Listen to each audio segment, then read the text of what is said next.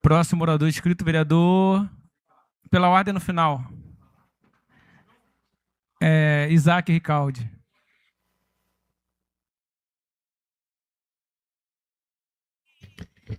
Boa noite, presidente, senhoras vereadoras, senhores vereadores, nossa assistência. Um bom retorno a todos aqui no nosso ano legislativo, esse ano tão importante, não só para a cidade, mas também para o nosso estado, para o nosso país. Um ano eleitoral em que nós aprofundamos debates importantes sobre nossa nação, sobre o nosso estado, sobre a situação política e sobre os serviços públicos, sobretudo. Eu quero iniciar, presidente, também me solidarizando com a família do Alan, que foi brutalmente assassinado aqui na BR, na manhã de domingo, numa circunstância que merece ser esclarecida. Levou um tiro aparentemente pelas costas. Um trabalhador, como Vossa Excelência sabe bem, conhece a família. Hoje eu recebi no meu gabinete a mãe, recebi o irmão também. E acho que essa casa precisa prestar toda a assistência necessária, porque coisas desse tipo não podem ser normalizadas. Quando nós fazemos o debate sobre a necessidade, por exemplo, de se ter câmeras corporais nos uniformes dos agentes de segurança pública, inclusive da Guarda Municipal, e eu sou autor de um projeto de lei que versa sobre isso, é exatamente para que em momentos como esse se possa esclarecer as circunstâncias do ocorrido. Porque hoje nós temos uma família chorando a morte de um jovem trabalhador que voltava do seu trabalho em direção à sua casa e perdeu a vida. Nós estamos falando do Alan, nós estamos falando da sua mãe, Maria Luísa, do seu irmão, mas também nós estamos falando de tantas outras famílias que perdem entes queridos todos os dias, inclusive aqui na cidade, e não viram notícia. No Salgueiro, por exemplo, todo dia tem um fato como esse. Pessoas simples, gente do povo, gente trabalhadora, que morre em ações violentas, em circunstâncias que não são esclarecidas. E o que precisa ser destacado é que isso acontece, a violência escala. Nós vivemos hoje numa cidade, num estado mais violentos do que tínhamos antes, e os números e os dados oficiais indicam isso, e a polícia continua matando cada vez mais. Então isso é reflexo da falência da política de segurança pública que se aplica no estado do Rio de Janeiro.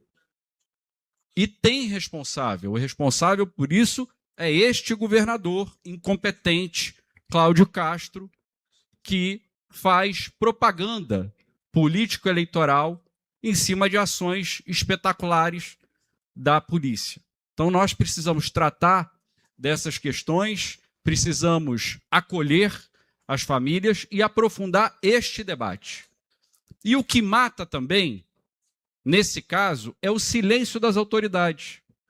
Nós temos visto episódios como esse repetindo dia após dia e autoridades como o prefeito da cidade caladas, não se manifestam, não prestam solidariedade às famílias, não exige que se esclareçam circunstâncias.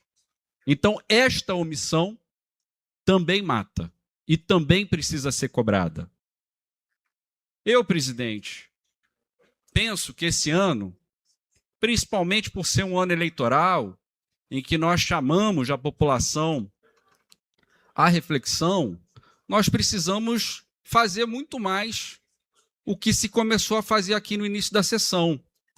E eu quero elogiar uma parte da base do governo que teve a coragem de trazer aqui debates sensíveis. O problema do transporte não é um problema novo, é um problema antigo, que também tem responsável, e também é Capitão Nelson, porque o prefeito está no seu segundo mandato. Se as empresas de ônibus hoje fazem o que querem, descumprem a lei, desrespeitam a população, descumprem o contrato e não são penalizadas, é porque existe, antes do acordo judicial, um grande acordão entre esse governo e os empresários. Porque quanto de multa o governo aplicou? Aí a gente ouve aqui que foi necessário fazer um acordo judicial com as empresas para prorrogar a aplicação de uma lei que garante um direito ao usuário, que é o direito de andar num ônibus minimamente refrigerado, e as empresas sempre descumprindo a sua parte e a sua obrigação sem serem penalizadas. Este consórcio já era para ter perdido a concessão há muito tempo. O governo do prefeito Capitão Nelson não teve coragem de fazer. E é importante que a verdade seja sempre reposta. O acordo que o prefeito fez foi um acordo, primeiro, para repassar os valores referentes ao subsídio dos estudantes, dos idosos, das pessoas com deficiência para a passagem. Então, transferiu para o usuário uma obrigação que é do poder público. Quem tem que arcar com subsídio não é o usuário do transporte, não é o trabalhador. Quem tem que arcar com subsídio é o governo. E este acordo possibilitou um aumento brutal no valor da tarifa, para R$ 5,55. Exatamente porque o governo transferiu para o usuário o custeio das gratuidades. Isso precisa ser dito porque diz muito sobre o que é o governo. E esse tratamento com as empresas diz muito também sobre a relação entre o público e o privado. É a mesma relação que existe com as OSs. É a mesma relação que existe com as empresas terceirizadas. Então, presidente, nós estamos no ano eleitoral, um ano de reflexão mais profunda sobre os problemas da nossa cidade, sobre os problemas do nosso estado e do nosso país. A propaganda da prefeitura sempre passa a mensagem que está tudo perfeito, mas quando a gente vai ver o volume de recursos que foram investidos em obras de infraestrutura, que a prática tem mostrado que não resolveram os problemas, surge naturalmente uma pergunta: quem lucrou com isso? Quem encheu o bolso e não entregou o que foi prometido? Isso precisa ser explicado. Não é possível a gente viver numa cidade que fez tanto investimento com recurso, sobretudo da venda da SEDAI, e a cidade hoje alaga mais que antes. E regiões vulneráveis, como Salgueiro, como Palmeiras, que vivem há décadas esse flagelo, continuam tendo os mesmos problemas. Gente que é invisibilizada. Então isso precisa ser explicado e eu espero que nesse ano eleitoral a gente possa fazer esse debate, a gente possa aprofundar aqui esse debate. Eu espero, sinceramente, que a base do governo mantenha essa disposição de fazer fiscalizações. Vamos fiscalizar as escolas. Vamos ver como é que está a situação há tanto tempo. E eles têm a cara de pau de pintar a fachada, vereador Juliano, de pintar a fachada das escolas para dizer, para passar a mensagem que estão melhorando. Mas quando você entra, a situação é exatamente a mesma que nós já denunciamos aqui. Faltam professores, os professores que existem são desrespeitados, não pagam o piso, não pagam um terço de planejamento. A gente tem problema de todo tipo na cidade. Na saúde nem se fala, é fornecedor atrasado, é exame demorando para sair. Então isso tudo precisa ser debatido nessa casa e eu espero que a gente mantenha, enquanto casa legislativa, essa disposição de fazer esse debate. Sobretudo porque uma das principais maldades foi guardada para o ano que vem.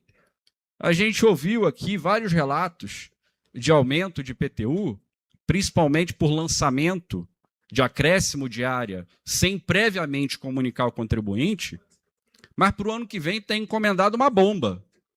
30% pelo menos de aumento, mais a reposição da inflação. deixaram para depois da eleição. Deixaram essa bomba no colo do contribuinte para depois da eleição. Então, isso tudo precisa ser discutido. Eu espero que a gente tenha, de fato, espaço para fazer esse debate, porque ele enriquece o debate público. Ele aproxima a sociedade da Casa Legislativa. E as responsabilidades precisam ser colocadas de maneira clara. O prefeito Capitão Nelson é o grande responsável por esses problemas que eu estou relatando aqui. E precisa responder. E precisa ser convocado para vir à Casa Legislativa, numa audiência pública, falar para os vereadores e para a sociedade, coisa que nunca fez. Nunca. Está já no segundo mandato, já no segundo ano do segundo mandato, e não veio uma vez prestar contas à casa e à sociedade. E isso precisa ser, de fato, cobrado. Obrigado.